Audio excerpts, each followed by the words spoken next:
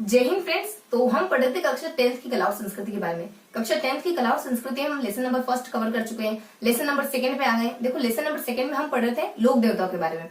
तो लोक देवताओं के बारे में लगभग हमने 8 लोक देवताओं को अच्छे से कवर करा है। 8 क्या यूं कहे 9 लोक देवताओं को अच्छे से कवर करा है।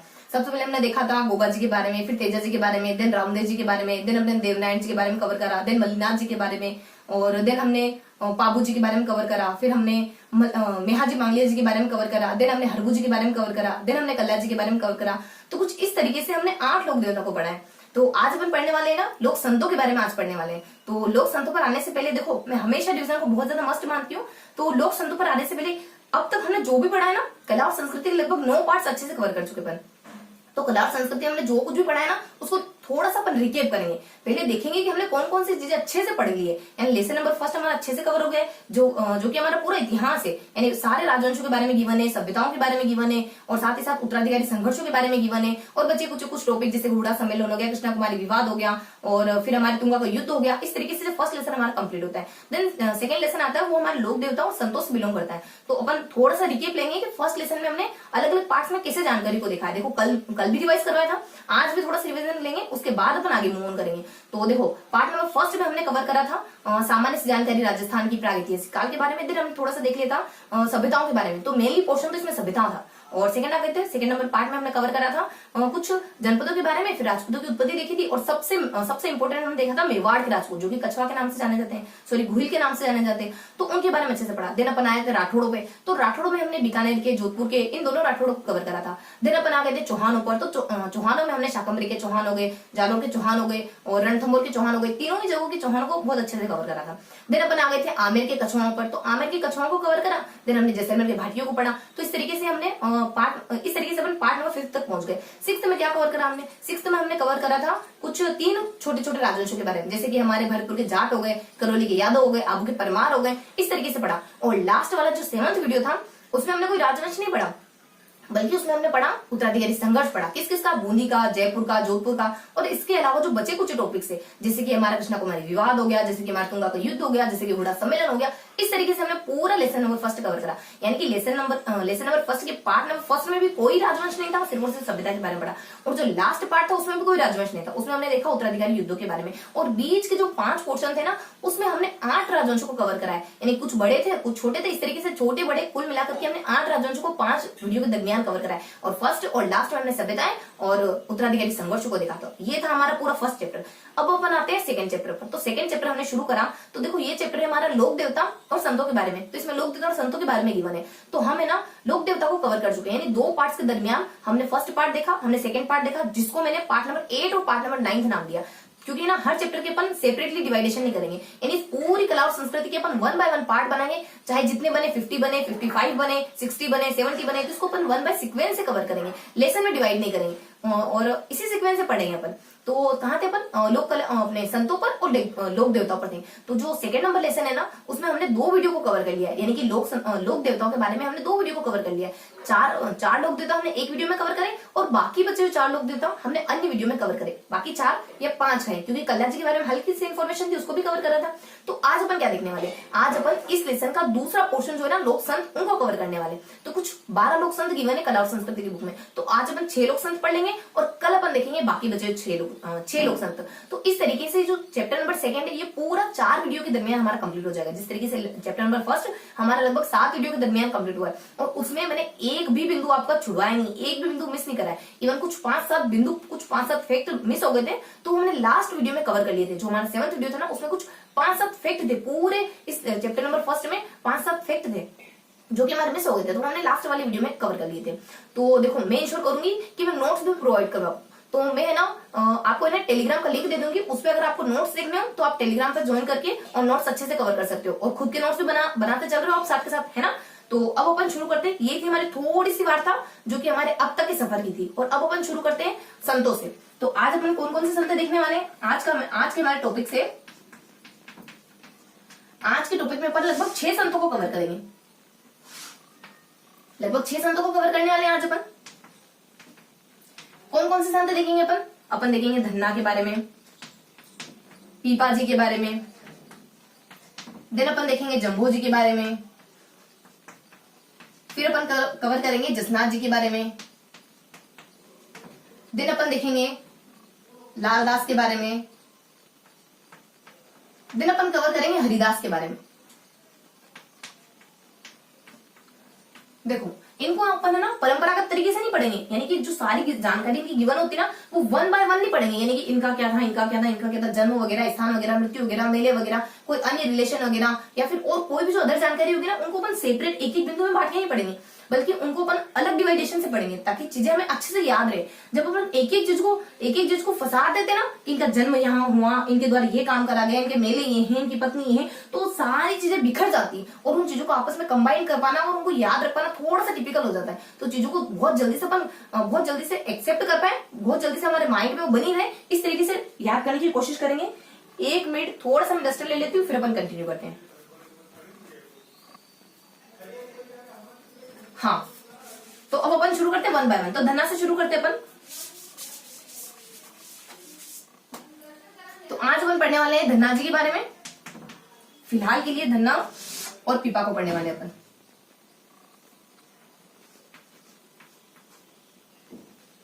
तो इन दोनों टॉपिक के बारे में अपन कवर करने वाले हैं, धन्ना के बारे में, देन पीपा के बारे में। देखो इनके बारे में कैसे कवर करने वाले, इनके बारे में कुछ आएंगे तथ्य, 2 तरीकों से कवर करने वाले हैं, 2 तरीकों से कवर करने वाले हैं। सबसे पहले आएंगे कुछ तथ्य या फैक्ट, और यहाँ पे आएगी कुछ अदर जानकारी, यानी उनके विचार, इस तरीके से कवर करने वाले अपन।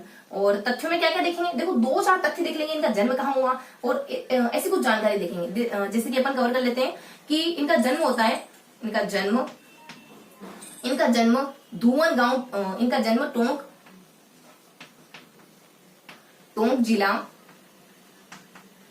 जिले में इनका जन्म, पर्टिकुलरली स्थान देखे पर तो टोंक जिले में इनका जन्म होता है, और समय बताया जाता है इनके जन्म का 1415 में टोंक जिले में इनका जन्म होता है। दिन बता दी जाता है इनका पैतृक व्यवसाय क्या था, इनका पैतृक व्यवसाय कृषि माना जाता था। दिन इनके गुरु कौन थे, इनके गुरु रामानंद थे। देन बता दी जाता है इनके गुरु के बाद इनके द्वारा क्या करा गया, तो इनका कुछ कार्य विशेष, तो इनके द्वारा संपूर्ण राजस्थान में धार्मिक आंदोलन का प्रवर्तन किया गया, संपूर्ण राजस्थान में धार्मिक आंदोलन का सूत्रपात किया इन्होंने, धार्मिक आंदोलन का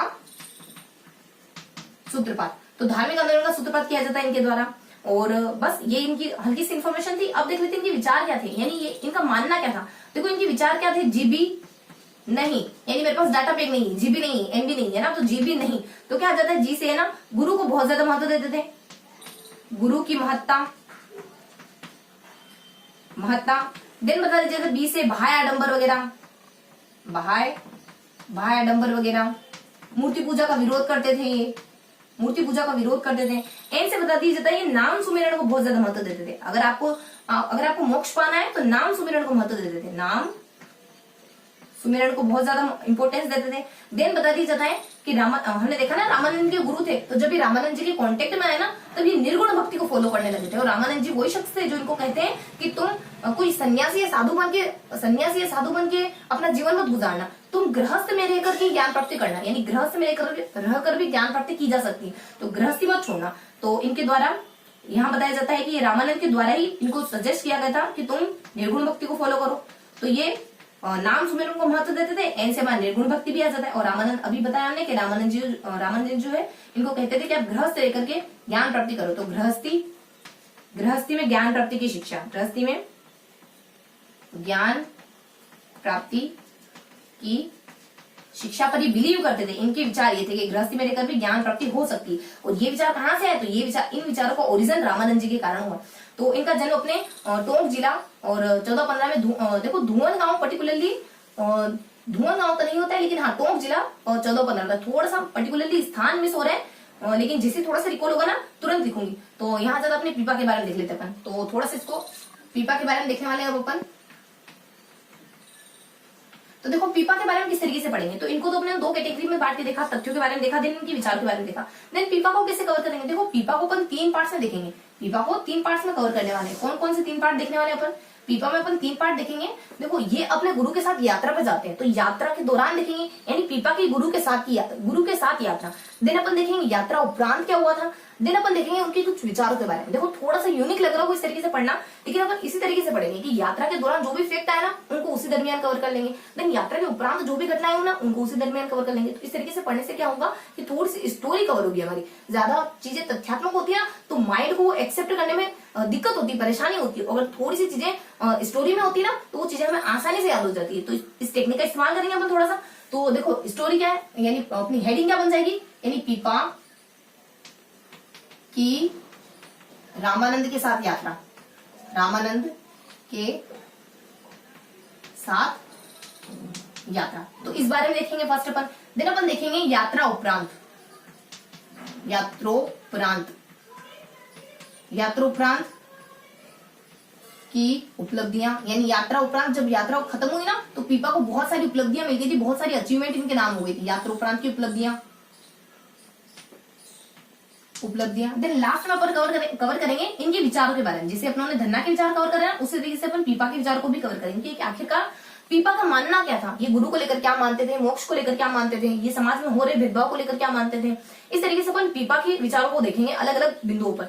तो देखो रामानंद के साथ पीपा की यात्रा कैसी थी। जब रामानंद काशी की यात्रा पर जा रहे थे ना तो इसी दरमियान ये पीपा के यहाँ आते हैं। पीपा कौन थे, देखो पीपा नागौर के एक शासक थे जिनका जन्म 1425 के आसपास हुआ था, 1425 के आसपास हुआ था। यानी इनसे ये 1415 और ये 1425 लगभग कितने 15-25 अपने 10 साल बड़े थे इनसे, अपने पीपा धन्ना से भी 10 साल बड़े थे। तो पीपा के बारे में क्या होता है, पीपा रामानंद के साथ यात्रा पर कैसे जाते हैं। जब रामानंद काशी यात्रा पर जा रहे होते तो अपने शिष्यों के साथ गागरोन पधारते हैं, गागरोन आते हैं और तब पीपा और इनकी पत्नी सीता इन्हीं के साथ यात्रा पर चलने की जिद करते हैं। तो रामानंद और पीपा और इनकी पत्नी सीता ये तीनों ही यात्रा पर निकल चलते हैं। यात्रा के दरमियान क्या होता है, यात्रा के दरमियान कुछ ऐसा होता है कि वो देखते हैं कि टोंक का कोई शासक है सूरसेन नाम का, वो शासक अपना सब कुछ संपत्ति वगैरह दान कर रहा है। तो इस तरीके से उसका ट्रीटमेंट देखकर इस तरीके के इसका व्यवहार देखकर रामानंद जी उसे अपना शिष्य बना लेते हैं। ये घटना हैपन होती है। बस फिर यात्रा से लौट आते हैं। अब यात्रा से लौट क्या है, उसके बाद पीपा क्या करने लगे, उसके बाद काली सिंध और राहु नदी के किनारे कहीं गुफाओं में बैठकर तपस्या वगैरह करने लगे। तो ये होता है अपनी यात्रा के दौरान। अब यात्रा के बाद कौन कौन सी उपलब्धियां पीपा के नाम हो गई। अब पीपा को ज्ञान प्राप्ति हो गई थी यात्रा के दरमियान, तो पीपा को कौन कौन सी उपलब्धियां मिल जाती है। देखो पीपा है ना यहाँ पे मतलब अलग अलग ग्रंथ वगैरह पीपा से जुड़े हुए हैं, उपलब्धियां इनकी। और पीपा से जुड़े अलग अलग कुछ ग्रंथ लिखे जाते हैं, जैसे पीपा की पर्ची हो गया, पीपा की कथा हो गया, पीपा की वाणी हो गया और उसके बाद पीपा की साखियां हो गया। तो इस तरीके से बहुत सारे ग्रंथ लिखे गए इनसे जुड़े। और देन और कौन सी उपलब्धि इनके नाम होती है, कुछ ग्रंथ वगैरह लिखे गए इनसे जुड़े हुए।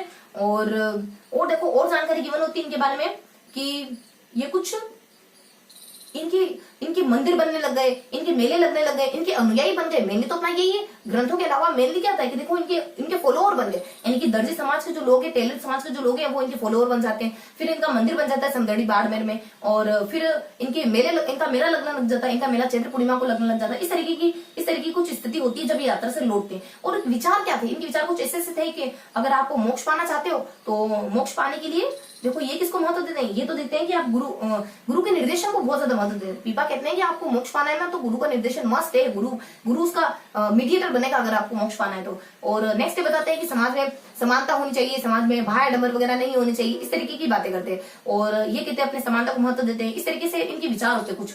और अब अपन थोड़ा सा है ना रिटर्न वर्क में देख लेते हैं, मतलब रिटर्न कर लेते हैं थोड़ा सा चीजों को, क्योंकि देखो चीजें हमेशा है ना 3H में याद रहती है। जब आपका हैंड काम करो, जब आपका हेड काम करो, जब आपका हार्ट इमोशन में लगाओ। हार्ट इमोशन में कैसे, यानी इनके साथ अटैचमेंट फील कर सके, इनके साथ इमेजिनेटिव पावर इनके साथ इस्तेमाल कर सके, यानी फुल्ली अपना हैंड, हार्ट और हार्ट तीनों इनके साथ लगे ना पीपा के साथ, तो पीपा यार आसानी से हो जाने। तो पीपा की रामानंद के साथ यात्रा क्या थी, क्या देखा अपनों ने। सबसे पहले अपन देखते हैं कि रामानंद जो इनके गुरु माने जाते हैं, तो अपन थोड़ा सा जब अपन जिक्र कर रहे हैं तो पीपा है कौन, तो देख लेते हैं इनका जन्म। जब अपन जिक्र कर रहे हैं पीपा का तो पता तो होना चाहिए कि हु इज द पीपा, हु इज पीपा। देखो द का इस्तेमाल नहीं होगा ना, हु इज पीपा। तो यहाँ अपन देख लेते हैं जन्म के बारे में। जन्म के बारे में क्या इन्फॉर्मेशन होती है, 1425 में 15 साल बड़े माने, 10 साल बड़े इनसे। 1425 में इनका जन्म होता है गागरोन, 1425 में जन्म हुआ था और ये गागरोन के शासक थे। गागरोन जो कि झालावाड़ में पड़ता है, गागरोन झालावाड़ के शासक थे। नेक्स्ट इनके गुरु कौन थे, इनके गुरु रामानंद थे। और रामानंद इनको भी कहते थे कि गृहस्थी में लेकर तुम ज्ञान प्राप्त आसानी से कर सकते हो। देन इनकी पत्नी का नाम क्या था, इनकी पत्नी का नाम सीता था। देन बता दिया जाता है और जानकारी होती है जानकारी क्या हो सकती है? अपनों ने स्टोरी में देखा, जन्म देख लिया, अपनों ने गुरु देख लिया, अपनों ने पत्नी का नाम सीता देख लिया हमने, और देख लिया कि टोंक जो शासक थे, टोंक के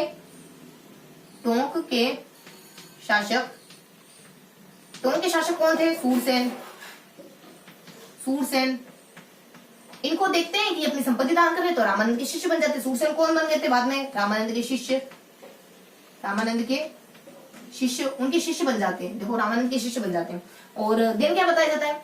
देन बताया जाता है टोंक के शासक थे, ठीक है। उसके बाद ये अपने लौटने के बाद यानी कहाँ तपस्या करने लग जाते हैं?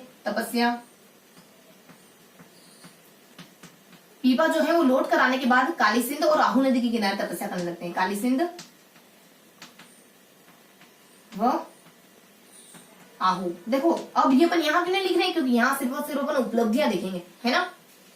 तो यहाँ हमने काली सिंध और आहू नदी के किनारे तपस्या करने लग जाते हैं और ऐसे से कुछ वारदात होती है इनकी यात्रा के दरमियान। अब देख लेते हैं यात्रा के बाद क्या है पार्ट होता है। तो यात्रा के बाद की उपलब्धियों में कौन कौन सी उपलब्धियां आएंगी हमारी? ये था अपना यात्रा के दरमियान और ये अपने यात्रा के बाद। तो यात्रा के बाद क्या हुआ? देखो यात्रा के बाद इनके अनुयायी कौन माने जाते हैं? इनके अनुयायी दर्जी समाज माना जाता है। इनका अनुयायी वो इनका फॉलोअर बन गया। देन इनका मेला कब लगता है? इनका मेला लगता है चैत्र की पूर्णिमा को। देन इनका मंदिर बन गया। इनका मंदिर समदड़ी बाड़मेर में, प्रसिद्ध मंदिर का है इनका समदड़ी बाड़मेर में इनका प्रसिद्ध मंदिर बन गया। तो ये उपलब्धियां इनकी, ये अचीवमेंट इनके नाम हो गई जब ये रामानंद के साथ काशी की यात्रा पर गए। तो और विचार देख लेते हैं। अब इनके विचार क्या क्या थे?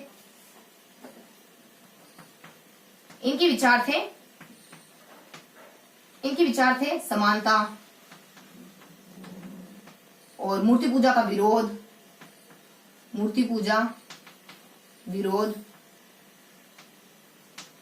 बाह्य आडंबर का विरोध,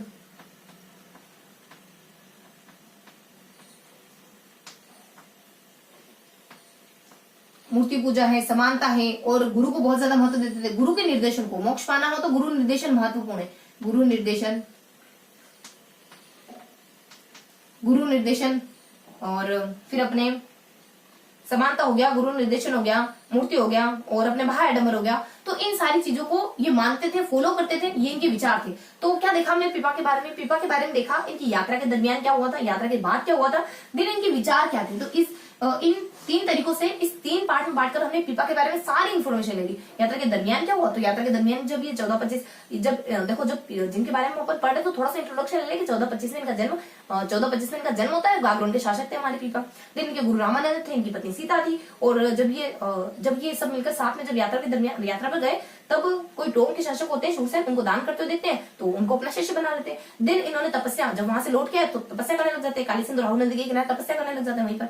और दिन बता दिया जाता है क्यों काली सिंध और आहू अपनी झालावाड़ में ही पड़ती है। उसके बाद अपने यात्रा के बाद क्या हुआ? तो यात्रा के बाद क्या हुआ? जब ये कुछ ज्ञान प्राप्ति लेके आए होंगे ना तो यात्रा के बाद इनकी अचीवमेंट कुछ नाम होगी, कुछ उपलब्धियां इनके नाम हुई। जैसे कि इनके अनुयायी दर्जी समाज बन गया, इनका मेला लगने लग गया चैत्र की पूर्णिमा को। दिन इनका मंदिर समदड़ी बाड़मेर में इनका प्रसिद्ध मंदिर बन गया। दिन कुछ और देखो, हमने 2 पार्ट्स देखे थे ना, अभी थोड़ी और उपलब्धियां इनके नाम। विचारों के बाद इनकी अभी तो और उपलब्धियां इनके नाम। यहाँ जाता है इनकी कुछ रचनाएं आ जाती है जो कि हस्तलिखित मानी जाती है। तो ये तो उपलब्धियां ही। इनके अलावा और भी उपलब्धियां जैसे कि इनकी रचनाएं देख लेते तो पीपा की साखियां, पीपा की वाणी हो गया, उसके बाद पीपा की पर्ची हो गया, उसके बाद सखी और पर्ची और वाणी और कथा। सखी ने कथा को पर्ची में लिखा तो एक पीपा की वाणी हो गया, पीपा की साखियां हो गया, पीपा की पर्ची हो गया, पीपा की कथा हो गया। दिन एक रचना ऐसी थी जो उन्होंने खुद ने लिखी थी, उसको अपन चितावनी के नाम से जानते। तो चितावनी जो कि हस्तलिखित है 17वीं शताब्दी के आसपास लिखी गई थी। चितावनी जो 17वीं शताब्दी के आसपास स्वयं के द्वारा लिखी गई, स्वयं द्वारा लिखित। तो ये थी इनकी उपलब्धियां जो इनके नाम हो गई थी। अब देख लेते हैं इनके विचार जो अपन पहले कवर कर चुके हैं। तो विचार लिख लेते हैं वापिस से, क्या थे इनके विचार? वही समानता वगैरह, समानता, बाह्य आडंबर, मूर्ति पूजा और गुरु को महत्व।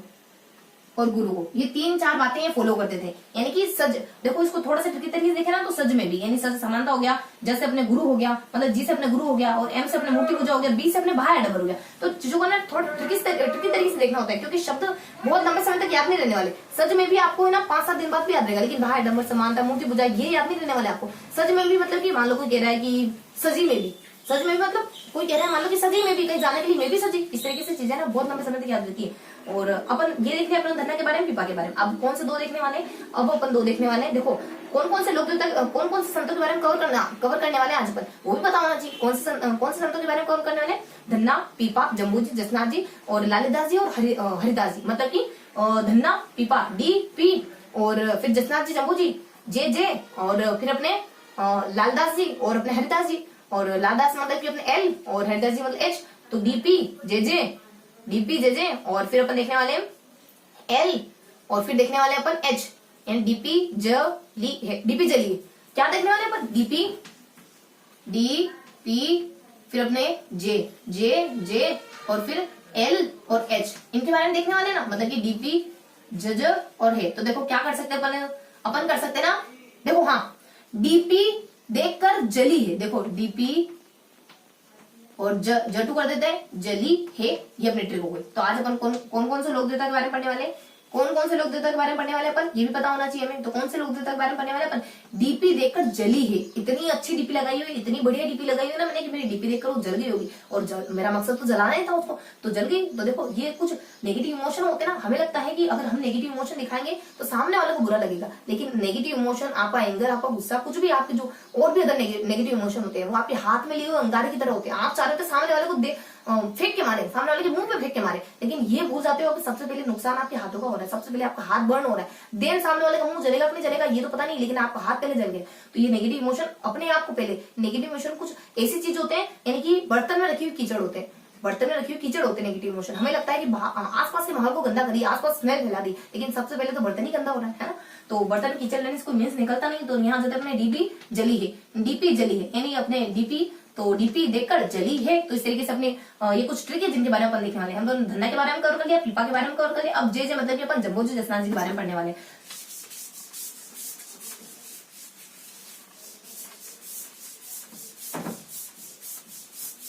तो अब अपन देख लेंगे जम्बो जी और देन अपन कवर करेंगे जसनाथ जी।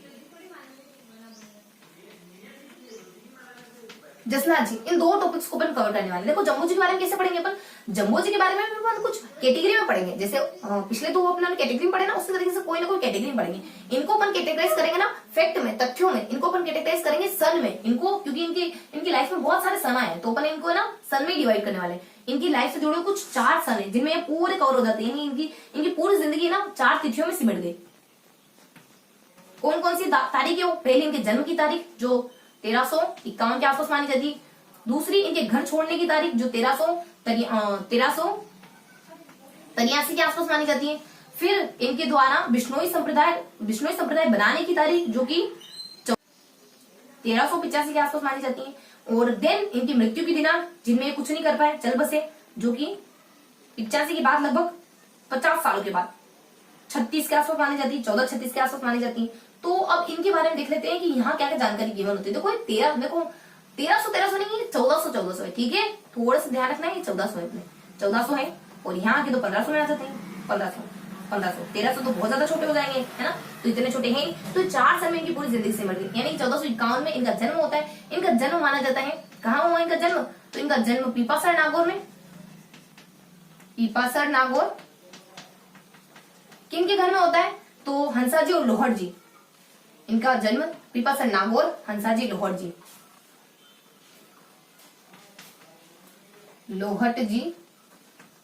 व हंसा जी के घर। तो लोहट जी और हंसा जी के घर माना जाता है। और ये जम्बू जी अपने पवार, और ये पवार वंशीय थे। तो ये थी इनके जन्म के बारे में हल्की सी जानकारी की। पिपासा नागौर में जन्म होता है, हंसो जी लाहौर जी के घर हुआ, पवार वंश के थे। उसके बाद ये अपने 51 में घटना हुई। एक घटना तो इनके जन्म की मानी जाती है। 83 में क्या हुआ, 83 में जैसे इनके मम्मी पापा एक्सपायर हो गए तो ये पिपासा नागौर छोड़ देते हैं और बीकानेर में आ जाते हैं, समराथल बीकानेर में।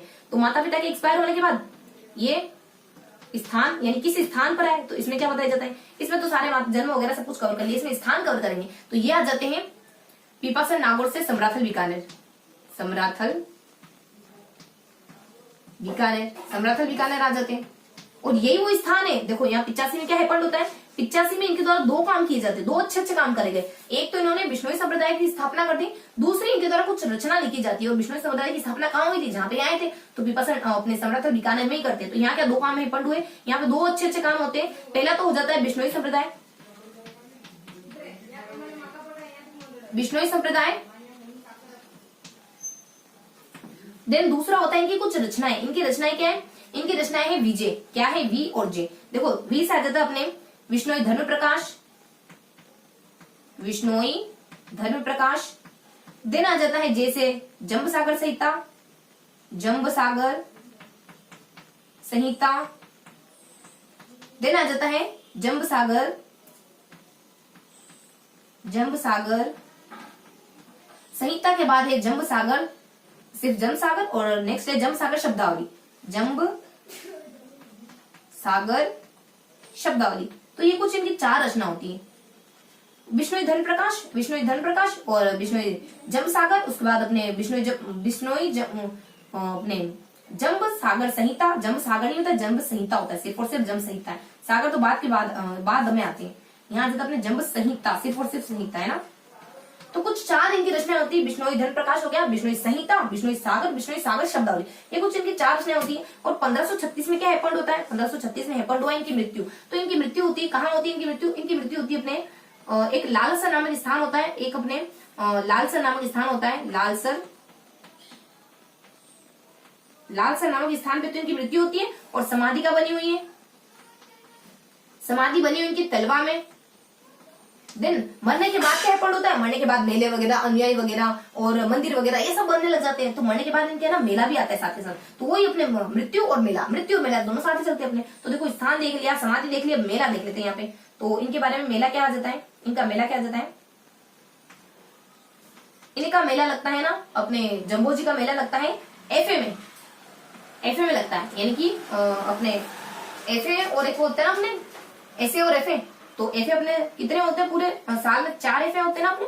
तो यहाँ एफए में देखो एफ से अपने फाल्गुन और एफ से अपने ए से अपने आश्विन, फाल्गुन और आश्विन की अमावस्या को, एफए की अमावस्या को लगते हैं इनके मेले,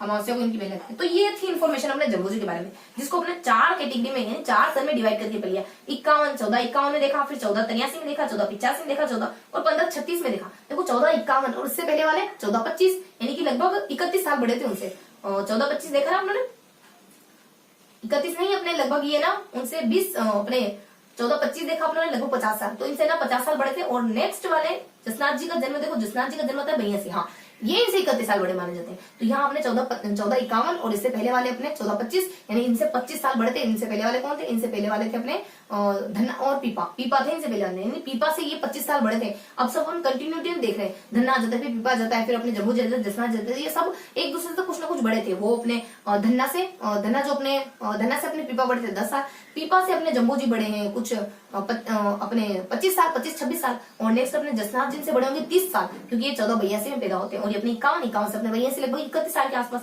तो ये इनकी एज डिफरेंस होती है। तो अपन ना छोटे से बड़े की तरह में बढ़ रहे हैं। तो यहाँ 51 में क्या है पंड हुआ, 51 इनका जन्म हो जाता है, पीपा से नागौर में जन्म हुआ, हंसो जी लोहार जी के घर पे हुआ। तो पीपा से नागौर में हंसा जी और लोहार जी के घर इनका जन्म होता है। पवार वंशी ये थे, हाँ। और अपने देखो धन्ना के वहां अपने थोड़ा सा मिस हो गई, थोड़ी सी जानकारी मिस हो गई, वरना कोई जानकारी मिस नहीं रखेंगे। पर जो धन्ना थे ना सबसे पहले पढ़े थे वो जाट परिवार से बिलोंग करते थे। किस परिवार से, जाट परिवार से बिलोंग करते थे। यानी टोंक जिले की पर्टिकुलरली स्थान तो नहीं, लेकिन टोंक जिले में जाट परिवार में उनका जन्म हुआ था धन्ना का, जो अपन देखे ना 1415 में। तो थोड़ा सा क्या ऐड करना है कि धन्ना का जन्म टोंक जिले में 1415 को जाट परिवार में हुआ था, ठीक है।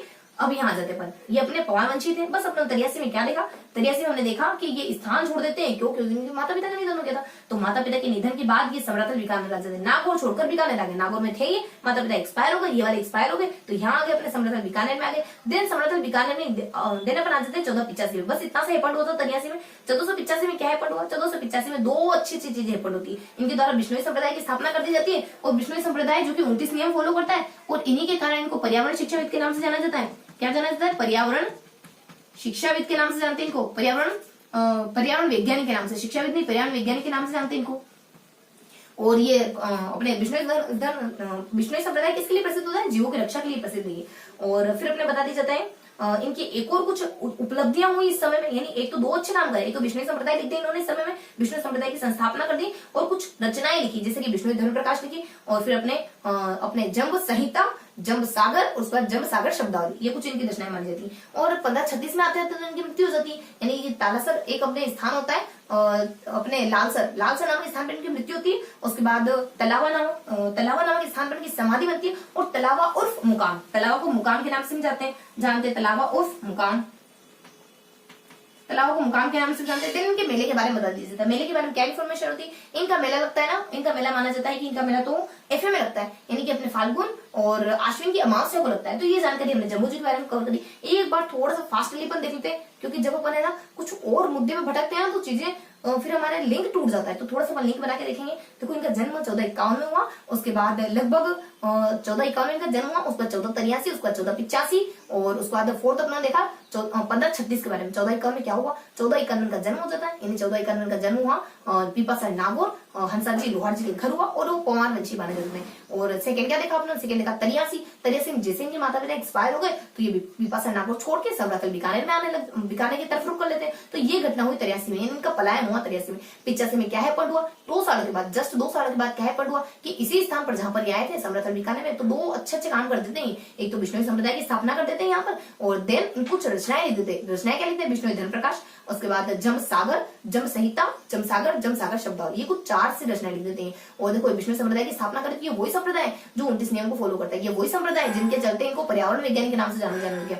तो ये सब हमने देखा 85 में अच्छा खासा काम करते हैं। अब काम के बाद इनकी मृत्यु हो जाती है, यानी कि जब 1536 का समय आया तब ये एक्सपायर हो जाते हैं। और कहाँ एक्सपायर हुए, कहाँ इन्होंने अपने नश्वर शरीर त्यागा? ये मालासर नाम के स्थान पर अपना नश्वर शरीर त्यागते हैं। समाधि कहाँ बनी? समाधि तलवा में बनी, मालासर नहीं लालासर, और यानी कि लाला के तलवे, पांव के तलवे। इस तरीके से चीजों को थोड़ा सा ध्यान रखना है। तो लाला जाता है, फिर उसको तलवे आ जाते हैं। तो तलाव में इनकी समाधि बनी हुई है, तलाया नामक स्थान पर इनकी समाधि बनी हुई, और तलवा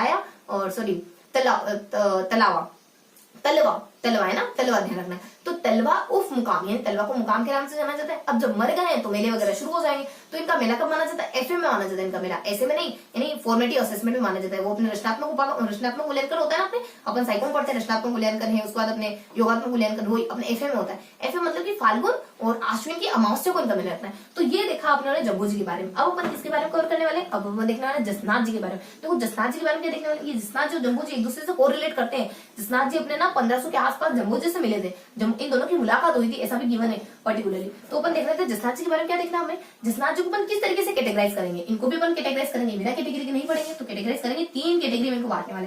किस तरीके से बांटेंगे इनको? सबसे पहले इनको देखेंगे जन्म के बारे में। देखो, चौक तो अपनी उड़ गई।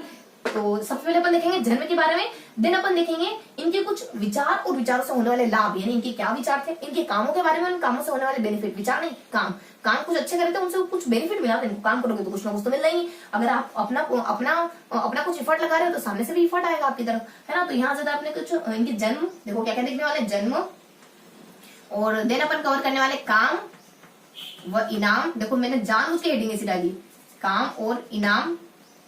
और लास्ट में अपन देखने वाले हैं इनकी 1500 के बारे में और 1506 के बारे में। 1500 और 1506 के बारे में। तो चीजें थोड़ी बिखरी होती है ना, तो चीजें सही समझ नहीं आती। थोड़ा सा यूनिक वे में उनको बांध देंगे तो चीजें अच्छे समझ आएगी। तो देखो, जन्म कब होता है? तो अपने जसनाथ जी का जन्म माना जाता है ना। देखो, मैंने कहा था कि लगभग उनसे 30-31 साल बड़े। तो ये अपने 50 में पैदा होते हैं, तो ये अपने 30-31 साल इनसे बड़े, मतलब कि 81, यानी 81 से अपने 82। तो इनका जन्म होता है 1482 में। तो जन्म हुआ इनका 1482 में कतरिया सर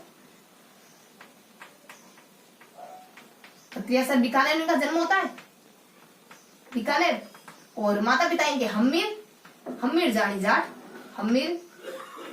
जानी जाट और रूपा रूपा देव, तो ये इनके माता पिता है। और इनके पोष्य पुत्र थे, मतलब पालित पुत्र थे ऐसा माना जाता है। पोष्य पुत्र थे, प्रोष्य पुत्र थे, ठीक है, प्रोष्य नहीं पोष्य पुत्र थे। उसके बाद इनके काम और इनाम, इन्होंने ऐसे कौन कौन से काम करे जिनके बदले में इनको इनाम मिला। इन्होंने काम करा ना जल, क्या काम करा, जल। जलो तुम तो जितना जल रहा है जलो, मैं तो अचीवमेंट, मैं तो अपने नाम ऐसे ही बड़ी बड़ी उपलब्धियां करता रहूंगा, तुम जलते रहो घूमते रहो और बस टाँखीचाई करते रहो। देखो दूसरों से जलना बहुत आसान होता है, लेकिन उनको कॉम्पीट करके आगे बढ़ना मुश्किल होता है। तो जो आसान चीज होती है जनरली लोग उसी को फॉलो, उसी को चुन लेते हैं, क्योंकि मुश्किल चीज देखो अपन भटकते नहीं बहुत ज्यादा। तो अपने काम और इनाम के बारे में देख लेते हैं। तो अपने जल आ जाता है। देखो जल में क्या क्या इन्फॉर्मेशन होती है। जल से ये क्या करते हैं, जल से गोरख मालिया, देखो जी अपना गोरख मालिया, तो जी से बताया जाता है कि है ना गोरख मालिया बीकानेर में 12 वर्ष तक तपस्या करते हैं। 12 साल तक तपस्या करते हैं, 12 साल तक तपस्या करते हैं। और अल्टीमेटली क्या निष्कर्ष निकालते हैं, हमें जीवों की मदद करनी चाहिए, ये उपदेश देते 12 साल तक तपस्या करने के बाद। एल से क्या आ जाता है, एल से लोह पोंगल तांत्रिक के घमंड को चकनाचूर कर दे। उसको घमंड था कि भाई साहब हमें कोई नहीं हरा सकता, तो भाई साहब को दिखा दिया कि एक और भाई साहब है आपके जो आपको हरा सकते हैं। लोह पांगल तांत्रिक का घमंड चूर करा, तांत्रिक का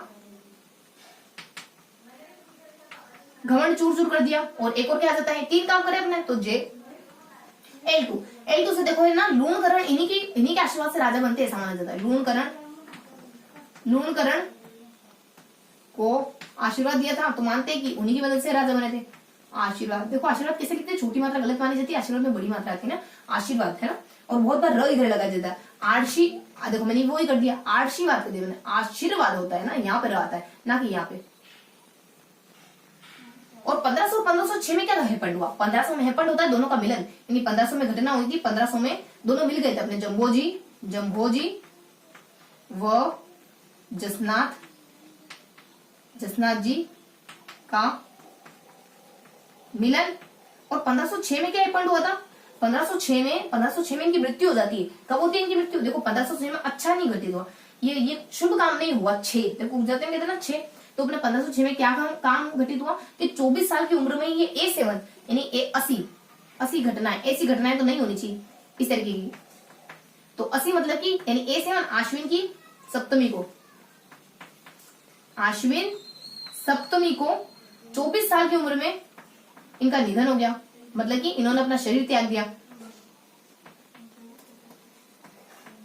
निधन हो गया। बस ये इन्फॉर्मेशन होती है। और देखो जब मतलब कि मृत्यु हो जाती है, मृत्यु के बाद जनरली क्या आते हैं, मृत्यु के बाद मेले शुरू हो जाते हैं। मृत्यु के बाद कुछ ना कुछ अच्छा होता है, तो मृत्यु के बाद इनके मेले, जैसे यहाँ देखे थे ना अपने, जैसे मृत्यु के बाद कोई ना कोई इनका मेला वगैरह लगने लग जाएगा इनको याद करने के लिए, मतलब इनको थोड़ा सा मतलब कि ये समाज में विस्मृत ना हो, इस वजह से मेले वगैरह चलने लग जाते हैं इनके नाम से।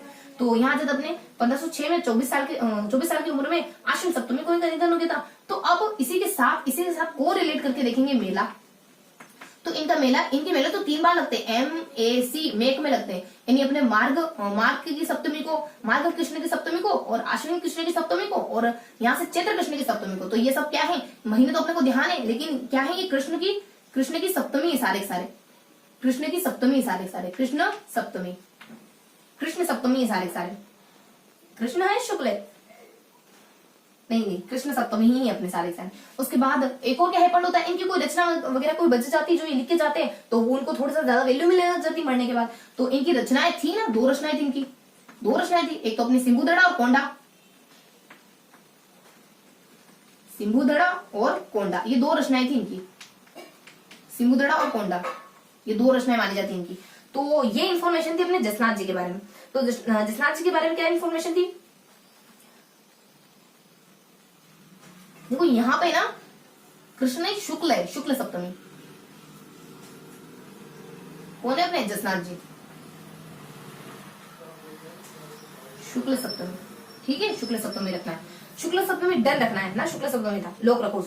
उसके बाद जसनाथ जी के बारे में क्या देखा हमने, जसनाथ जी को हमने 3 कैटेगरी में बांटते देखा। इनके जन्म के बारे में देखा, देन हमने देखा इनकी काम और इनाम क्या थे, उसके बाद देखा 1506 के बारे में, यानी जन्म देखा सबसे पहले, उसके बाद देखा इनकी काम, यानी जन्म लेते कुछ अच्छा काम करते हैं तो इनाम मिलता है बदले में। हाँ देखो इनाम तो देखा ही नहीं, सारे काम देख लिए कि जल इन्होंने काम करे, अपने क्या क्या काम करे इन्होंने, तो इन्होंने ना एक गोरख माल्या नाम के स्थान 12 साल तक तपस्या करी और कहा कि ना जीवों पर दया करनी चाहिए। उसके बाद लोह पांगल तांत्रिक का घमंड चकनाचूर कर दिया, उसके बाद लूणकरण को राजा बनाने का आशीर्वाद इन्होंने दिया था। उसके बाद इनको इनाम क्या मिला, तो इनको इनाम कतरे से बीकानेर, जो कि इनके जन्म जन्मभूमि, तपोभूमि, कर्मभूमि सब माना जाता है। तो कतरेसर बीकानेर में इनको एक अपने सिकंदर लोदी थे, उन्होंने कतरेसर बीकानेर के आसपास उनको भूमि दान कर दी थी। ये नाम उनके चमत्कारों को देखकर ही करा था बेसिकली। तो मैंने इसी तरीके से कोरिलेट करने की कोशिश करी। तो इनाम क्या था इनका? इनाम ये था कि सिकंदर लोदी द्वारा भूमिदान, सिकंदर लोदी भूमिदान देते थे इनको कतरेसर में। और कतरेसर वही स्थान है जो इनकी जन्मभूमि माना जाता है, और मृत्यु भूमि भी वही है अपना, और तपोभूमि है, कर्मभूमि है, सब कुछ अपने जसनाथ जी का जन्म यही है, कतरेसर बीकानेर की। और इस तरीके से हमने काम और इनाम के बारे में देखा। और यहाँ देखा हमने 1500 से 1506 के बारे में। 1500 से 1506 में क्या हुआ था? 1500 में दोनों का मिलन हो गया था, दोनों को, ये दोनों। 1506 में क्या हुआ था? 1506 में अच्छी घटना नहीं है पर हुई थी, यानी कि लगभग 24 साल 12 साल में तो ये तपस्या करते, 12 साल तो तपस्या करते, बाकी बच्चे 12 साल जिंदगी जिए उन्होंने अच्छे से, पता नहीं कितने अच्छे से जिए होंगे इन्होंने। देखो लोक देवता का जीवन कितना अच्छा गुजर पाता है। तो यहाँ जब अपने 24 साल की उम्र के दरमियान लगभग आश्विन की सप्तमी को और अपने A7 को आश्विन की सप्तमी को इनका निधन हो जाता है। देन इनकी रचनाएं बच जाती जो इनके जीवन के बारे में बताती। तो सिंबुद्रा और कोंडा दो इनकी रचनाएं मानी जाती जसनाथ जी की। तो ये हमने देखा जम्बूजी के बारे में, और ये हमने देखा जसनाथ जी के बारे में। तो इस तरीके से हमने जम्बूजी और जसनाथ जी के बारे में पढ़ा। तो थोड़ा सा अपन देख लेते हैं, थोड़ा सा अपन रिकेप ले लेते कि हमने जम्बूजी और जसनाथ जी के बारे में क्या पढ़ा। देखो जम्बूजी के बारे में क्या देखा? जम्बूजी के बारे में तो अपन पहले देख चुके हैं। 1451 का समय आ जाता है, फिर 1483 का आ जाता है, फिर 1485 का समय आ जाता है, फिर लास्ट में हमने 1536 का समय आ जाता है। 51 में तो ये माता पिता वगैरह जन्म वगैरह सब आता है। उसके बाद 85 में आते हैं, 83 में आते हैं, जिससे माता पिता एक्सपायर हो तो वो स्थान छोड़कर चले जाते हैं। अब कुछ बचा नहीं इनके लिए वहां पर इस वजह से। और जहां आते हैं ना वही 85 में, अब आ जाते हैं 85 में। तो ये जहां आए थे ना उसी स्थान पर इन्होंने विष्णु संप्रदाय की स्थापना कर दी और कुछ रचनाएं लिख दी, जैसे कि विष्णु धर्म प्रकाश हो गया, और जम सागर हो गया, जम संहिता हो गया, जम सागर शब्दावली हो गई। इस तरीके से कुछ रचनाएं लिख दी उन्होंने। और लास्ट में उनकी मृत्यु बता दी जाती है 1536 के आसपास। 1536 के आसपास ये तलावा नामक कोई स्थान होता है, वहां तो शरीर त्यागते हैं, और एक मुकाम के नाम से जाना जाने लगता है बाद में, लेकिन स्थान होता है अपने तलवा। तो ये अपने लालासर नाम के स्थान पर तो शरीर त्यागते हैं, और तलवा नाम के स्थान पर समाधि वगैरह ले लेते हैं। और देखो थोड़ा रिवर्स हो गया ना। देखो शरीर पहले त्यागते हैं, समाधि बना दी जाती है, ये नहीं लेते, मतलब समाधि स्थल माना जाता है इनका। और फिर यूं बताते हैं देखो मृत्यु हो गई, उसका समाधि स्थल हो गया। इनके समाधि स्थल को अपन मुकाम के नाम से भी जानते हैं। और जब मृत्यु हो गई है उसका मेले वगैरह शुरू हो जाएंगे। तो मेले के बारे में देखना है, इनका मेला कब लगता है? तो एफ में लगता है, यानी फाल्गुन और आश्विन की अमावस्या को। तो बेसिक इन्फॉर्मेशन थी, जन्म वगैरह, घर त्यागना वगैरह, विष्णु संप्रदाय वगैरह, लास्ट में मृत्यु वगैरह, और मृत्यु के साथ मेले वगैरह। तो ये बेसिक इन्फॉर्मेशन थी अपने जम्बूजी के बारे में। अब क्या देखा आपने जसनाथ जी में? जसनाथ जी को कैसे कैटेगराइज करा? जसनाथ जी को हमने कैटेगरी में बांटा, 3 कैटेगरी में बांटा। सबसे पहली कैटेगरी जन्म आ जाता है, दूसरी कैटेगरी काम और इनाम। काम जन्म लेते कुछ अच्छा सा काम करने लगे थे, इनाम मिल गया इनको बदले में। उसका लास्ट क्या गया? 1506 2 साल देखेंगे, 1500 1506। जन्म कहाँ हुआ था इनका जन्म? तो इनका जन्म अपने जसनाथ जी अपने कहाँ जन्म लेते हैं? जसनाथ जी के माता पिता कौन है? हंसो जी और लोहड़ जी। और ये पीपल से तो हंसो जी लोहड़ जी तो इनके है ना, ये अपने कतरेसर बीकानेर। देखो माता पिता गिवन नहीं होते, सिर्फ इतना गिवन होता है कि इनका जन्म कतरेसर बीकानेर। कहाँ चलेगा अपन? देखो माता पिता तो किनके गिवन नहीं होते, देखो कहीं जिक्र आएगा इनसे आगे वाले, उनके माता पिता गिवन नहीं। तो जसनाथ जी के तो माता पिता गिवन अपने हम्मीर जाने जाट आ जाते हैं, और फिर अपने रूपाले आ जाते हैं। रूपाले क्योंकि इनके पालित पुत्र थे, भले ही रियल माता पिता ना हो, लेकिन पालित पुत्र तो रहेंगे। उसके बाद 1482 में इनका जन्म कतरेसर में होता है। 1482 में इनका जन्म हो गया कतरेसर में। हम्मीर और रूपाले इन दोनों के पुत्र थे अपने जसनाथ जी। हम्मीर और रूपाले। देखो यश किसको नहीं मिलता? रूप वाले को नहीं मिलता, यानी हमें यश को नहीं मिलता। कोई कह रहा है हमें यश को नहीं मिलता, हमें यश को नहीं मिलता, तुम खूबसूरत लोगों को यश प्राप्ति क्यों हो जाती, कीर्ति प्राप्ति क्यों हो जाती? मान लो कोई शिकायत कर रहा है किसी से, है ना, तो अपने जसनाथ जी के माता पिता हम्मीर जाने जाट और रूपाले माने जाते हैं। और 1483 में इनका जन्म कतरेसर बीकानेर में होता है। दिन क्या बता दिया जाता है? दिन बता दी जाता है इनकी देखो लास्ट में हमने 1500 1506 बीच में क्या देखा? काम और इनाम। तो क्या काम करते हैं? जल, ऐसा काम करते हैं सब जल जाते हैं। जैसे अपने गोरखनाथ अपने गोरखमालिया बीकानेर में आ जाते हैं, और मतलब अपने जन्म स्थान छोड़कर गोरखमालिया बीकानेर में आ जाते हैं, और लगभग 12 सालों तक तपस्या करते हैं। कहते हैं कि जीवों पर दया करनी चाहिए, जीवों पर दया का संदेश देते हैं यहाँ पर। और इनाम, ये पहला काम हो गया। 2 काम क्या करते हैं? एक तो लूणकरणों को आशीर्वाद देते राजा बने का। एक और से क्या काम करते हैं? ये लोह पांगल नाम का जो तांत्रिक होता है उसके घमंड को चकनाचूर कर देते हैं। तो ये 3 इन्होंने काम अच्छे कर दिए। अपने गोरखमालिया में 12 साल तक तपस्या करी और कुछ संदेश दिया, और लोह पांगल के घमंड को चकनाचूर करा, और एक और से अपने के कुछ अपने लूणकर को आशीर्वाद दिया राजा बने का। 3 अच्छा काम करते, तो इनाम तो मिलना ही मिलना है। तो इनाम इनको कौन देता है? इनाम देने वाले व्यक्ति होते हैं अपने सिकंदर लोदी। इनको भूमिदान देते हैं कतरेसर बीकानेर। जब जिक्र आया तो बता दें कतरेसर बीकानेर तपोभूमि है इनकी, कर्मभूमि इनकी। लास्ट में क्या देखा? लास्ट में हमने देखा 1500 और 1506 की घटना। 1500 में क्या है? पंड हुआ था। 1500 में इन दोनों का मिलन हो जाता है। कौन दोनों? जसनाथ जी और जम्बूजी का मिलन हो जाता है। 1506 में क्या है? पंड हुआ। 1506 में बिल्कुल अच्छी घटना नहीं घटी थी। 24 साल की, मात्र इतनी छोटी उम्र में, 24 साल की उम्र में ही ये लगभग आश्विन सप्तमी को चल बसते गुजर जाते हैं। और जब गुजर गए तो मेले शुरू हो जाएंगे। और बता दें कि इनकी कुछ ऐसी रचनाएं भी हैं जो इनके पूरे जीवन पर प्रकाश डालती है। तो गुजर गए तो कब गुजरे? आश्विन सप्तमी में गुजरे। और रचनाएं देख फिर मेले स्टार्ट हो गए, यानी मेघ मेले बनने लगे। यानी अपने माघ आ जाता है, आश्विन आ जाता है, चैत्र आ जाता है। इन तीनों के शुक्ल सप्तमी इनके, यानी साल भर में 3 बार इनके मेले लगते हैं। और साल भर में 2 बार किसके लगते हैं? जो एफए अपने देखा था, एफए किसका था? मल्लिनाथ जी का था एफए। तो उन्होंने साल भर में 2 बार मेले लगते हैं मल्लिनाथ जी के बाद। मल्लिनाथ जी अपने जाम्बोजी, मल्लिनाथ जी तो अपने संत थोड़े हैं, मल्लिनाथ जी तो अपने लोक देवता है। तो अपन कहाँ थे, अपन थे इनके मेलों पर। किनके मेलों पर? जसनाथ जी के मेलों पर। तो जसनाथ जी के मेले मेघ में लगते हैं, 3 माह लगते हैं अपने। देखो एक सेकंड ना, बहुत परेशान हो रहा है छोटा सा जानवर। हाँ, तो अपन कहाँ थे, अपन थे मेघ मेलों पर। और मेले वगैरह लगते हैं इनके, और मेलों के बाद इनकी कुछ रचनाएं जो ये अपने पीछे छोड़ जाते हैं अपने जीवन के बारे में समाज को बताने के लिए। तो इनकी रचनाएं थी सिंबुधड़ा और कोंडा, 2 रचनाएं मानी जाती हैं। तो इस तरीके से हमने जसनाथ जी के बारे में कवर करा। पिछले हमने 2 कवर करे, यहाँ हमने 2 कवर करे, और अब बच कितने हैं? अब बच गए 2, यानी कि हमने इससे जस्ट पहले 2 कवर करे थे, और यहाँ हम 2 कवर करें, और इनके बाद भी 2 अपने संत बन जाते हैं, संत बच जाते हैं। उसके बाद अपन इस तरीके से 6 संतों को पढ़ेंगे। तो इससे पहले कौन कौन से देखे थे? देखो ट्रिक क्या थी अपनी, चीजों को साथ के साथ दोहराते जाना है। तो ट्रिक क्या थी अपनी?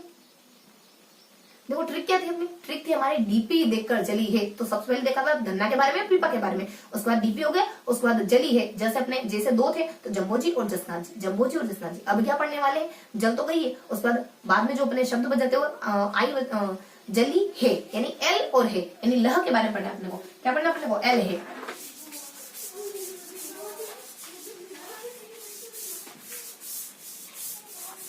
अब क्या कवर करने वाले अपन?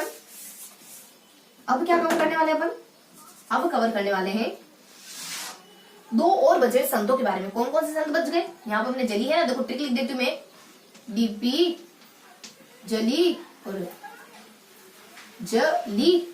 और है, ये अपनी ट्रिक है, तो यहाँ तक पहुंच गए, धन्ना पहुंच गए, पीपा पहुंच गए, जम्बोजी जसनाथ जी पहुंच गए, बच गए 2 अपने लालदास जी और हरिदास जी। तो यहाँ देखने वाले अपन लालदास के बारे में, लालदास जी के बारे में, और यहाँ देखने वाले अपन हरिदास जी के बारे में, हरिदास जी के बारे में। देखो लालदास जी के बारे में कैसे देखने वाले, इनको भी कैटेगराइज करेंगे, इनकी 3 कैटेगरी बनाएंगे। कितनी? 3 कैटेगरी बनाएंगे। कौन कौन सी 3 कैटेगरी? देखो फर्स्ट कैटेगरी है इनकी जन्म के बारे में, इनके माता पिता और गुरु के बारे में। क्या है? जन्म, माता पिता और गुरु, जन्म, माता पिता और गुरु, ये फर्स्ट कैटेगरी हो जाएगी। जन्म, माता पिता और गुरु, ये फर्स्ट कैटेगरी हो जाएगी। देन अपन क्या देखने वाले हैं? देन सेकेंड कैटेगरी में कवर करेंगे इनके विचारों के बारे में और विचारों से होने वाले लाभों के बारे में। इनके विचार, देखो विचार मेक से मेन, यानी जो विचार होते हैं ना वो इंसान को बनाते हैं, क्योंकि किसी भी एक्शन के पीछे विचार काम कर रहे होते हैं। विचार व लाभ, इनके विचारों से इनको क्या बेनिफिट हुआ? आपके विचारों से आपको क्या बेनिफिट होता है? आपके विचार आपको घायल भी कर देते हैं, जख्मी भी कर देते हैं, आपके विचार आपको हर्ष पर भी ले जा सकते हैं। तो यहाँ आता अपने विचार व लाभ, और लास्ट में क्या देखना है? लास्ट में इनकी मृत्यु के बारे में देखना है। मृत्यु और मेले, मृत्यु और मेला, इन 2 चीजों को कवर करना है। 108 साल तक जिए थे, है ना, कोई ऐसे वैसे शख्स नहीं थे, 108 साल तक जीने वाला शख्स थे। उसके बाद अपने यहाँ देख लेते चलो अपन, तो इनके जन्म, माता पिता और गुरु, सिर्फ और सिर्फ इस बारे में देखने वाले। तो क्या आता है? देखो जन्म, माता पिता और गुरु में, जन्म, माता पिता और गुरु में क्या क्या इन्फॉर्मेशन होती है? देखो थोड़ा सा इनका वर्णन ज्यादा है, तो थोड़ा सा ना स्पेस मैनेज करना पड़ेगा यहाँ पे। तो जन्म, माता पिता और गुरु, और सेकेंड अपन देखने वाले हैं, यहाँ अपन देखने वाले थे क्या? जन्म, माता पिता, गुरु, और इनके विचार और लाभ, और यहाँ देखने वाले अपन लास्ट में मृत्यु व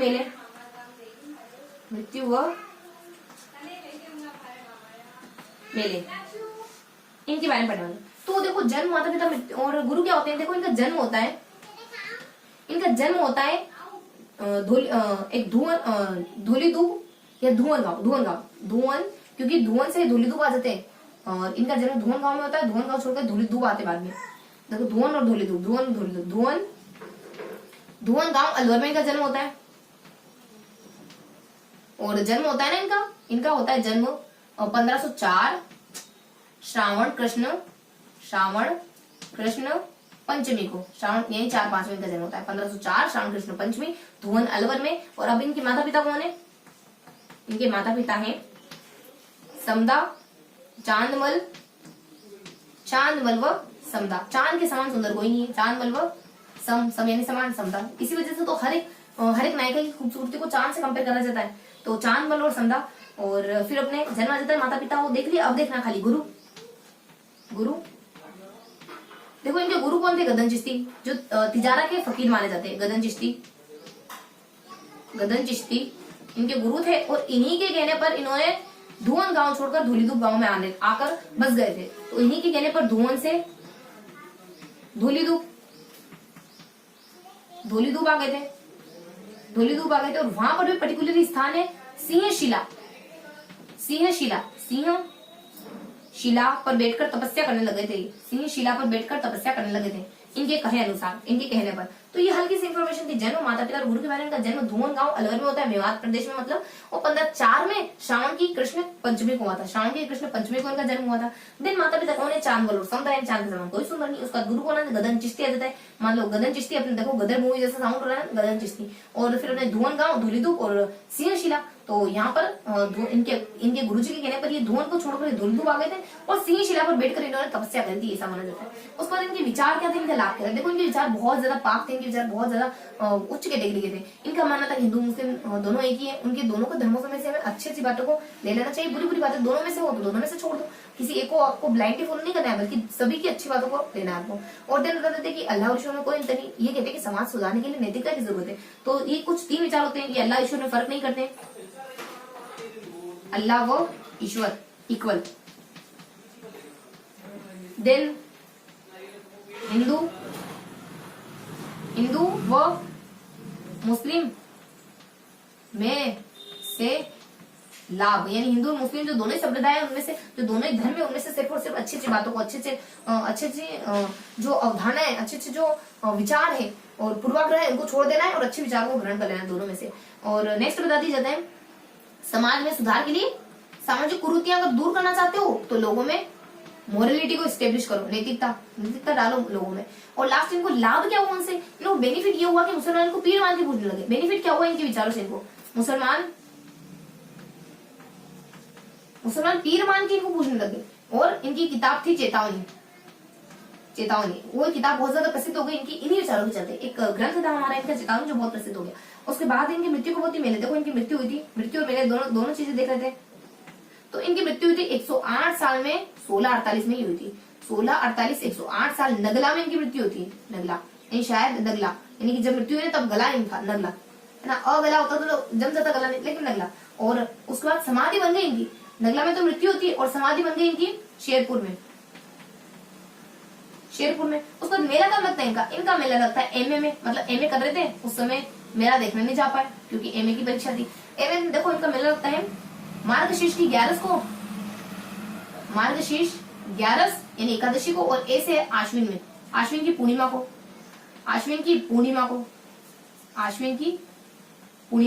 तो अपने कौन है ये? अपने लालदास जी। तो यहाँ आ जाता है कि मार्गशीर्ष की एकादशी को इनका मेला लगता है और अपने आश्विन की पूर्णिमा को इनका मेला लगता है। और देखो फिर वही बात है कि यहाँ अपने बीच में कृष्ण शुक्ल जरूर आता होगा। तो यहाँ है ना मार्गशीर्ष की शुक्ल 11 को। देखो ये चीजें भी बहुत ज्यादा मायने रखती है, याद रखना। शुक्ल आपको पता होना चाहिए, आपको कृष्ण पता होना चाहिए। देखो मेरे भी माइंड से मिस कर रहा है, इस वजह से मैं पर्टिकुलरली गिवन नहीं करूंगी, है ना। अपने मार्गशीर्ष 11 को ही ध्यान रखना है, तो थोड़ा सा कॉपरेट करेंगे, थोड़ा सा ध्यान रखना है। देखो मेरे भी माइंड से स्लिप हो गया, और लेकिन मैं ना नेक्स्ट जब भी अपन ये पढ़ेंगे ना तो जरूर बताऊंगी यहाँ पे दो जो अपने मार्गशीर्ष शुक्ल और कृष्ण जो मिस हुए ना उनको पहले जरूर डिफाइन करेंगे अपन, क्योंकि देखो एग्जामिनर उलझाने के लिए यही रहेगा आपको, मार्गशीर्ष 11 दे देगा, मार्गशीर्ष 11 दे देगा। देखो निगाह तो डाली थी लेकिन फिर भी मिस हो गया, तो थोड़ा सा ना उसको ट्रिकी तरीके से इस बार अच्छे से उनको कि हाँ ये इसमें पर्टिकुलरली ये, उसमें पर्टिकुलरली ये, तो अपन अब थोड़ा सा इसको नेगलेक्ट करते हैं और आगे बढ़ते हैं, ठीक है। तो अपने देखो मृत्यु आ जाता है उसको मेले आ जाता है। देखो आपके और मेरे बीच में ट्रांसपेरेंसी होनी बहुत ज्यादा जरूरी है, चाहे कोई रिश्ता हो। आपका और मेरा भी रिश्ता है, लगभग 94 वीडियो का सफर हो गया अपने, 94 से समथिंग 95 96 अराउंड। तो इस दरमियान अपन हमेशा ट्रांसपेरेंसी से चले, जो भी बात होगी मैं क्लियर कट आपको कहूंगी, ताकि आप और मैं श्योर रहे कि हाँ यहाँ पे अपने को थोड़ा डाउट है, 80% चांसेस है, तो अपन थोड़ा सा क्लियर करके व्यवस्थित तरीके से चीजों को आगे बढ़े, है ना। तो अपन यहाँ देख लेते हैं अपन हरिदास के बारे में। अब देखो हरिदास के बारे में क्या देखना है, हरिदास के बारे में अपन कैटेगराइज करके पढ़ेंगे। देखो हरिदास कुछ इस तरीके के शख्स होते हैं कि ये जब इनको ज्ञान प्राप्ति नहीं हुई थी ना 1513 के आसपास, तो उससे पहले तो ये लूटमार करते थे। पता नहीं किसी ने इनको उपदेश दिया, नाम गिवन नहीं, कोई व्यक्ति होता है जो इनको उपदेश देता है, कोई संत महात्मा होता है, तब इनके ज्ञान चक्षु खोलते, तब इनके आलोक के चक्षु खोलते 1513 के आसपास, और तब जाके ये लालीदास संप्रदाय की स्थापना करते हैं, और ये अपने लालदास संप्रदाय की स्थापना ये करते, तब जाके निरंजनी संप्रदाय की स्थापना करते थे। निरंजनी संप्रदाय वही संप्रदाय जिसमें अपन ईश्वर को अलग निरंजनी और हरि निरंजनी के नाम से जानते हैं। तो इस तरीके से इनके बारे में जानकारी थी, मतलब इनका हृदय परिवर्तन हो जाता है, यानी कि इनका हृदय परिवर्तन होने की इनकी घटना होती है इनके जीवन में। तो सबसे पहले इसको भी 3 कैटेगरी में पढ़ेंगे। कितनी कैटेगरी में पढ़ेंगे? 3 कैटेगरी में पढ़ेंगे, 3 कैटेगरी में पढ़ेंगे। देखो पहली कैटेगरी क्या आती है, देखो फर्स्ट कैटेगरी थी इनकी, फर्स्ट कैटेगरी देख लेते सिर्फ और सिर्फ जन्म के बारे में, सिर्फ और सिर्फ जन्म देखेंगे। लास्ट कैटेगरी सिर्फ और सिर्फ मृत्यु देखेंगे। मृत्यु देखेंगे। बीच की कैटेगरी क्या है, हृदय परिवर्तन। क्या है, हृदय परिवर्तन। तो हृदय परिवर्तन की जो भी बातें आएंगी ना वो इसी में कवर कर लेंगे अपन, ऐसे अलग अलग नहीं देखेंगे। तो जन्म कब होता है, कहाँ होता है, बस इतना सा देखना है। तो हरिदास जी का जन्म कब होता है, और ये अपने लालदास हो गए, उसके बाद अपने हरिदास जी का। तो देखो हरिदास जी के जन्म के बारे में गिवन होता है। देखो डीडवाना में ही जन्म होता है इनका, डीडवाना में ही जन्म होता है, और डीडवाना में इनका जन्म होता है 1455, और डीडवाना में मृत्यु होती है 1544 में। डीडवाना में मृत्यु होती है 1544 में। देखो सेम 44, 55 और 44 बिल्कुल सेम है। डीडवाना। और इनका हृदय परिवर्तन कैसे हुआ, ये क्या घटना थी। देखो हृदय परिवर्तन में कुछ ऐसा हुआ कि ये शुरुआत में तो ये इनका मूल नाम हरि सिंह था, और हरि सिंह साखला के नाम से जाने जाते थे। और 1513 में कुछ ज्ञान प्राप्ति हुई, किसी संत से ज्ञान प्राप्ति हुई। 1513 के आसपास इनको बोध हुआ, तब जाकर के ये कुछ 2-3 काम अच्छे कर देते, जैसे कि निरंजनी संप्रदाय की स्थापना किया। हर काम और 2-3 काम क्या करते थे, 2-3 काम अच्छे करते हैं। उनकी ट्रिक क्या है कि हर क्या है उसकी ट्रिक, HR हर। तो देखो एच से आ जाता है कि है ना, अपना नाम बदल के, देखो सबसे पहले हरिदास था ना, हरि सिंह था ना, तो हरि सिंह साखला इनका नाम था, तो हरिदास ही नाम रख लेते अपना। और उसके बाद ऐसे करते हैं कुछ अलग निरंजन, हरि निरंजनी के नाम से जाना जाता है इनके संप्रदाय में ईश्वर को। उसके बाद कुछ अपने ह और फिर अपने र से ना राजपुरुष, और अपने हरि प्रकाश, 2 ऐसे ग्रंथ है जिनमें इनके उपदेशों को संकलित किया गया, इनके विचारों को संकलित किया गया। तो कुछ हृदय परिवर्तन करने के बाद कुछ 2-3 काम करते हैं। तो हृदय परिवर्तन के बाद क्या क्या हुआ, तो देखो हृदय परिवर्तन में कुछ 2-3 जानकारी आ जाती बेसिक सी, कि देखो हृदय परिवर्तन सबसे पहले हरि सिंह साखला के नाम से जाने जाते थे। और फिर क्या हुआ, 1513 में ज्ञान बोध हो जाता है इनको। फिर क्या कर देते हैं, ये हर काम कर देते हैं, फिर हर काम अच्छे से कर देते हैं, HAR हर काम बहुत अच्छे से कर देते हैं। हर काम मतलब कि ये अपना नाम बदलकर हरि सिंह रख लेते हैं, हरिदास रख लेते हैं, और फिर ए से इन्हीं की एक निरंजनी संप्रदाय बना देते हैं।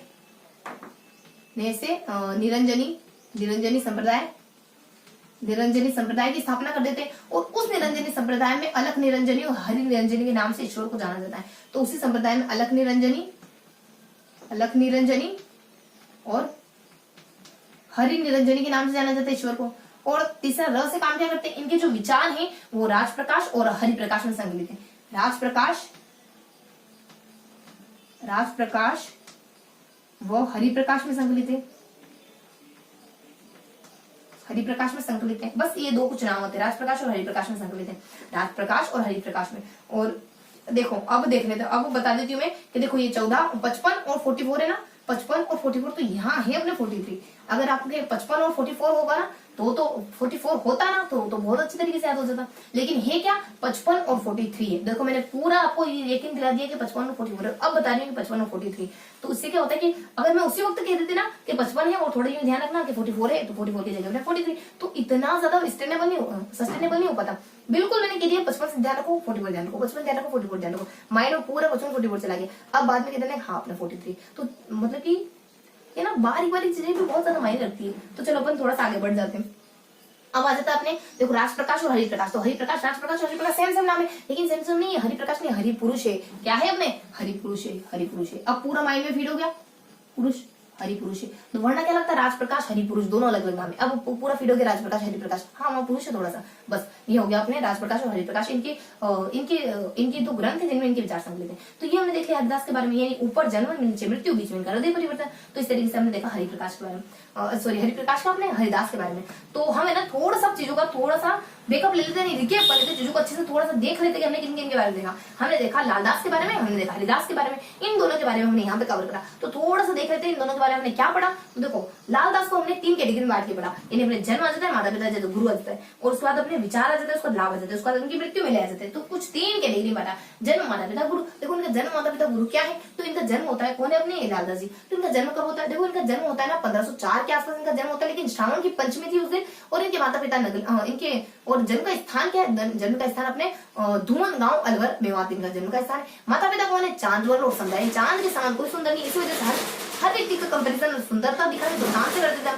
तो चांद और संध्या इनके माता पिता माने जाते हैं। देन इनके जन्म देख लिया, माता पिता देख लिया, गुरु देखना, गुरु गदनश थी जो अपने तिजारा के फकीर थे ना, वो इनके गुरु माने जाते हैं। इनके गुरु ने कहा था कि तुम्हें ना धुआं छोड़ दो तो धूली धुआ गई, धुआं छोड़ के धूली धुआ जाते। इनके गुरु ने कहा था तुम ज्ञान प्राप्त करो तो शीश शिला पर बैठ के ज्ञान की प्राप्ति कर लेते हैं। तो इस तरीके से इनके गुरु की हर बात मानती है। उसके बाद जन्म, माता पिता, गुरु में देख लिया। सेकंड पोर्शन हम क्या देखते हैं, सेकंड पोर्शन देखते हैं कि क्या विचार थे, उनके विचारों के चलते इनको क्या क्या बेनिफिट हुआ। इनके विचार थे ईश्वर अल्लाह एक है, इनके विचार थे मुस्लिम और हिंदू कैटेगरी दोनों ही जो धर्म है उनसे अच्छी अच्छी बातों को ग्रहण करना है, खराब खराब बातें किसी धर्म की नहीं ग्रहण करनी, चाहे कोई धर्म, चाहे अपना खुद का धर्म क्यों ना। उसके बाद लास्ट में इनके बारे में विचारों से क्या बेनिफिट हुआ, विचारों से ये बेनिफिट हुआ मुसलमान इनको पीर मानने लगे। इनकी जो चेतावनी रचना थी बहुत ज्यादा प्रसिद्ध रही और अच्छी खासी रचना थी, इनका ग्रंथ था चेतावनी। उसके बाद नेक्स्ट बता दिया जाता है इनकी मृत्यु मेले के बारे में। ऊपर देखा जन्म, ऊपर देखा हमने जन्म, माता पिता और गुरु, और लास्ट में देखा मृत्यु और मेले, और बीच में कुछ जानकारी कवर करी थोड़ी यूनिक सी जो इनके विचारों के बारे में, उन विचारों से होने वाले लाभों के बारे में। तो लास्ट में हमने क्या देखा, मृत्यु और मेले।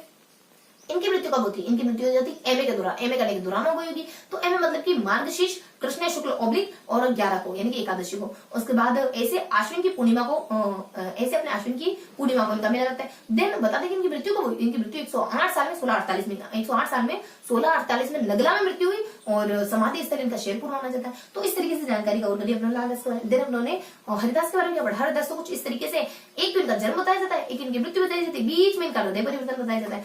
जन्म बताया गया है कि इनका जन्म होता है डिडवाना और 1444 में, 1455 में यानी 1455 में, डिडवाना 55 में, डिडवाना 1455 में इनका जन्म होता है। मृत्यु कब होती है, इनकी मृत्यु डिडवाना और 1544 में होती है, यानी 1544 में होती है, लेकिन 1544 में नहीं 1543 में होती। बस इतनी सी इन्फॉर्मेशन होती है। बीच में क्या जानकारी होती है, बीच में इनका हृदय परिवर्तन हो जाता है। तो ये पहले तो लूटमार किया करते थे, किसी के संपर्क में आकर अच्छा काम करने लगे, यानी कि बताते हैं कि इनका नाम हरि सिंह था। तो जब इनको ज्ञान प्राप्ति हो गई 1513 में, तब ये नाम बदल देते हैं और कुछ निरंजन नाम बदल के रखते हैं, हरिदास रख लेते हैं, निरंजन संप्रदाय की स्थापना कर देते हैं, जिसमें अलख निरंजन और हरि निरंजन के नाम से ईश्वर को जाना जाता है। देन इनके कुछ ग्रंथ वगैरह लिख लेते हैं, इनके ग्रंथ अपने राज प्रकाश और हरिप्रकाश, हरिपुरुष के नाम से जाने जाते हैं। तो ये थी अपने हरिदास के बारे में इन्फॉर्मेशन। तो इस तरीके से हमने लालदास के बारे में और हरिदास के बारे में पढ़ा। और इससे पहले हमने क्या पढ़ा था, इससे जस्ट पहले हमने देखा था और दो इतियों के बारे में। दो इति कौन थे, जम्बोजी और जसनाथ जी, यही हमने देखा था, जम्बोजी और जसनाथ जी। इससे भी पहले हमने कुछ दो पढ़े थे, कौन कौन से दो देखे थे, धन्ना जी और पीपा जी, धन्ना जी और पीपा जी। तो कौन कौन से छह लोग देवताओं को हमने देखा है, हमने देखा धन्ना के बारे में, हमने देखा पीपा के बारे में, हमने देखा जम्बोजी जसनाथ जी के बारे में, देखा लालदास और हरिदास के बारे में। इस तरीके से हमने देखा। तो अब क्या करने वाले अपन, अब देखने वाले एक बार थोड़ा सा अपन रिवाइज करेंगे चीजों को। और रिवाइज कैसे करेंगे अपन, ये जो भी हमने 6 लोक देवता पढ़े हैं, 6 संत पढ़े हैं, उन संतों को लिखेंगे हमने किस कैटेगरी में बांटे, उनको थोड़ा सा अपन रिकॉल करने की कोशिश करेंगे, है ना।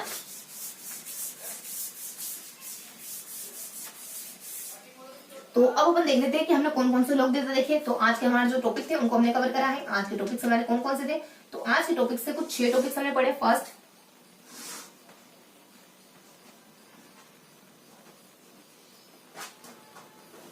कुछ 6 टॉपिक को हमने कवर करा है। हमने देखा है डीपी जली है, डीपी देखकर 110% वो जली है। तो यहाँ जाता है धन्ना, फिर आ जाता है अपने पीपा, फिर आ जाता है जम्बोजी, फिर जसनाथ जी, फिर आ जाता है अपने हरिदास जी, लालदास जी, और यहां आ जाता है अपने हरिदास जी। देखो अब थोड़ा सा रिकेप लेते हैं। धन्ना, पीपा, जम्बो, जसनाथ, लालदास और हरिदास कैसे देखा आप लोगों ने। धन्ना में कवर करा था कुछ फैक्ट और कुछ बची कुछ जानकारी। अब मैंने फैक्ट के बारे में देखा था, इसको कैसे कैटेगराइज करा था, तथ्यों में कैटेगराइज करा, उसके बाद हमने कुछ बची कुछ जानकारी। पीपा को कैसे कवर करा था, पीपा को हमने कवर करा था कुछ अपने गुरु जी की कथा के बारे में, अपने इनके गुरु जी की यात्रा के बारे में, यानी कि अपने गुरु के साथ यात्रा के उपरांत इनको क्या क्या अचीवमेंट मिली और इनके विचार क्या थे, इस तरीके से हमने पढ़ा। और जम्बो जी के बारे में किस तरीके से देखा, जम्बो जी के बारे में तो फैक्ट देखे कैसे, एक समय आ जाता है 51 का, एक समय आ जाता है 83 का, एक समय आ जाता है 85 का, और एक समय आ जाता है अपने इनकी मृत्यु का 1536 का। तो इस तरीके से इनको फैक्ट यानी तथ्यों में बांट कर पढ़ा था। जसनाथ जी को किस कैटेगरी में बांटा था, जसनाथ जी को हमने बांटा था कुछ 3 कैटेगरी में। इनके जन्म के बारे में बांट लिया, उसके बाद बीच में इनकी बांटा था इनके काम और इनके इनाम, उसके बाद लास्ट में क्या बांटा था, लास्ट में इनकी मृत्यु मेले वगैरह। मृत्यु मेले नहीं, ये तो थोड़े यूनिक थे। लास्ट में हमने बांटा था 1500 और 1506 के बारे में, क्योंकि 1500 में दोनों मिल गए थे ना, जसनाथ जी और जम्बो जी। तो इस तरीके से कैटेगराइज करा था। उसके बाद लालदास को कैसे कैटेगराइज करा था हमने, लालदास को हमने कैटेगराइज करा था वही अपने जस्ट पिछले स्लाइड में देखा हम लोगों ने, मतलब कि जस्ट पिछली बार देखा। और यहाँ अपने की 3 कैटेगरी बांटा, ऊपर 3 कैटेगरी जन्म, माता पिता और गुरु, नीचे 2 कैटेगरी मृत्यु और अपने मृत्यु और मेला, और बीच में थोड़ी यूनिक सी कैटेगरी कि इनके विचार क्या थे, विचारों से होने वाला बेनिफिट क्या था इनको। उसको लास्ट में हम देख रहे हैं हरिदास के बारे में। हरिदास के बारे में कैसे कवर करा, जन्म के बारे में, देन मृत्यु के बारे में और बीच में हृदय परिवर्तन के बारे में। तो देखो इनमें क्या है, इनमें fact fact fact fact fact यानी कि धुआं मतलब कि धार्मिक आंदोलन की प्रणेता वगैरह इस तरीके से कुछ फैक्ट देखे। और पीपा में क्या देखा, पीपा में इनके गुरु की यात्रा मेन मुद्दा है कि गुरु की यात्रा पे गए किस किस तरीके से कुछ हैपेंड हुआ। और जम्बो जिम क्या महत्वपूर्ण है, तथ्य मतलब कि अपने 81 हो गया, 83 हो गया, 85 हो गया, 36 हो गया। उसके बाद जसनाथ जी में क्या इंपोर्टेंट है, जसनाथ जी में ऊपर मतलब कि जन्म वगैरह हो गया, उसके बाद नीचे अपने मृत्यु वगैरह हो गया, और बीच में इनके विचार और काम और विचार मतलब कि अपने काम और इनाम, इनके काम और इनाम बहुत ज्यादा इंपॉर्टेंट है। काम और इनाम, इनके काम करते हैं कुछ अच्छे अच्छे, उनको इनाम मिलता है, अपने भूमि वगैरह दान मिलती है। उसके बाद अपने लालदास और हरिदास के बारे में कैसे देखा, देखो लालदास के बारे में देखा इनके अपने इनके कुछ कामों के बारे में और इनके कुछ विचारों के बारे में, विचारों से होने लाभों के बारे में। तो इनके विचार कुछ अच्छे विचार थे, तो इनको कुछ अच्छा बेनिफिट सा मिला। तो ये इनके काम और इनके विचार और इनके लाभ देखे अपने। उसके बाद लास्ट में हरिदास में कैसे कवर करा, हरिदास में हमने देखा हृदय परिवर्तन के बारे में। तो इस तरीके से हमने इन 6 लोक संतों को पढ़ा है। तो ये था अपना आज का पूरा सेशन, जिसमें हमने 6 लोक संतों को बहुत अच्छे से कवर करा है। इससे पहले अपन लोक देवता के बारे में कवर कर चुके हैं, अपन इससे पहले 9 लोक देवता को पढ़ चुके हैं, और 9 लोक देवता को हमने बिल्कुल इसी तरीके से पढ़ा है। और आज अपने 6 संत कवर हो गए, और कल वाले पोर्शन में अपन 6 संत और पढ़ लेंगे। इस तरीके से अपना सेकंड लेसन पूरा कंप्लीट हो जाएगा। तो ये था अपना आज का पूरा सेशन। तो आई होप आपको आज का सेशन पसंद आया होगा। फिर मिलेंगे ऐसे ही किसी अगले सेशन में, तब तक के लिए जय हिंद।